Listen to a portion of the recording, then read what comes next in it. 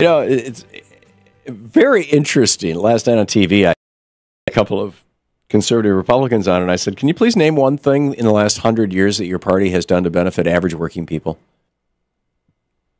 Crickets. But then when the question becomes, you know, what have liberals or Democrats done for the average working person? This is a list that was originally posted over on one of Mike Malloy's forums by his BA bureau chief. This is posted actually years ago, back in 2004, but it's a pretty good list. Social Security, Medicare, Medicaid. This is all the Democratic Party brought to this. And the Republicans opposed every single one of these things and continue to.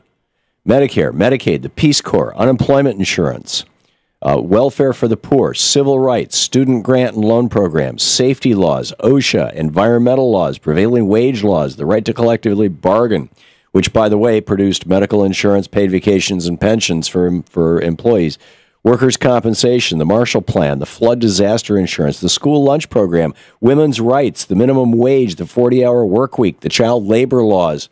All this came out of the Fair Labor Standards Act, again, pushed by Democrats, opposed by Republicans. The USDA programs, the Farmers Home Administration that helped millions of people buy homes, the rural water districts and rural electrification programs, and there's more. I mean, you know, the list goes on and on. So how can we respond to that? You know, I have said so many times, the Republican Party is made up of three groups of people. You've got the rich people, the billionaires, you know, who basically own the Republican Party. The Republican Party is designed to help them get richer. You've got the well-paid shills for the billionaires who are out there speaking on their behalf and being, you know, paid very well for their services. And then you have the suckers. And the challenge that the Republican Party has is they've got to keep bringing in the suckers, and at the same time, on the against the Democratic side, they've got to stop people from voting.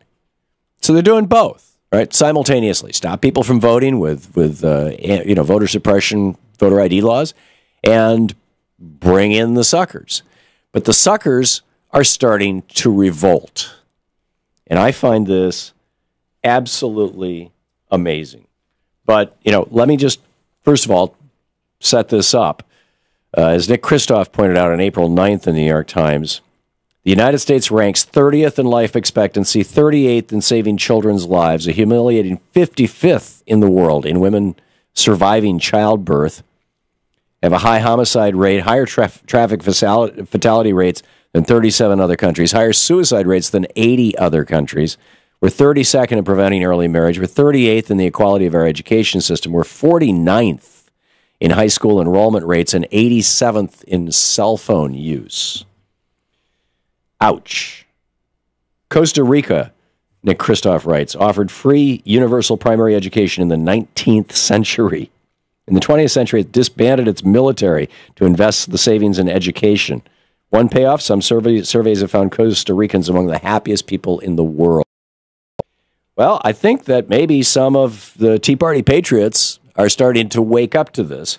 This is a fellow by the name of James Webb. He's a bit of a YouTube celebrity. He's got a channel called Hot Lead on YouTube that is largely devoted to the guns and things like that. Shooting. He's 51 years old. And over 1 million people have seen this now in apparently just a few days since he posted it. Here is what James Webb, the YouTube blogger and the local head, maybe founder, he tells at the end of this clip, of the local Tea Party Patriots. Here he is. I'm kind of having a difficult decision. I don't know which party to vote for in the upcoming 2016 presidential election. I don't know whether to go with a Republican or a Democrat. And I'm serious. I asked myself, I said, which party has helped me out the most in the last, I don't know, 15 years, 20? And it was the Democrat Party, the Democrats. If it wasn't for Obama and that Obamacare, I would still be working. And with Obamacare, I got to retire at age 50 because if it wasn't for Obamacare, I would had to work till I was 65 and get on Medicare. The Republican Party, they ain't done nothing for me, man. Nothing. So, I'm leaning toward voting for Hillary, unless something major comes up. I don't trust the Republicans anymore. They're wanting to repeal the Obamacare, and I don't want them to do that, man, because then I'll have to go to work again.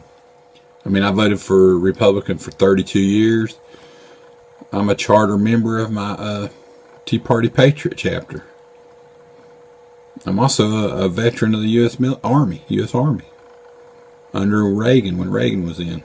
That was great when Reagan was in there. But anyway, things have changed. So, unless the Republicans change with it, I'm probably going to have to swing my vote over toward Hillary. The big mistake that Democrats have made in the last several presidential elections, and I'm including Al Gore's, John Kerry's, and frankly both of Barack Obama's, is they haven't defined this very clear and visible difference between the Democratic Party and the Republican Party and their history. They have allowed the Republicans to take every single race and fight it as a local race or a statewide race, whatever it may be, but fight it outside of the frame of what does our party do for you, what does the other party do for you. And because of that, you still have people like James Webb, the guy we just heard from, who up until a short time ago was blissfully one of the suckers, right? Hey, I'm a conservative. I guess I'm supposed to hate Obama. And he's looking around going, hey, wait a minute. I'm 50 years old. I got some health problems. He talks about that in his video. That part we just kind of jumped over. But he says, I'm 50 years old. I got some health problems. I can't afford insurance. I'd have to go back to work to get insurance. And that's assuming he can find a job that has, paid health insurance, because they're vanishing, like unicorns. So it looks to me like the suckers are waking up.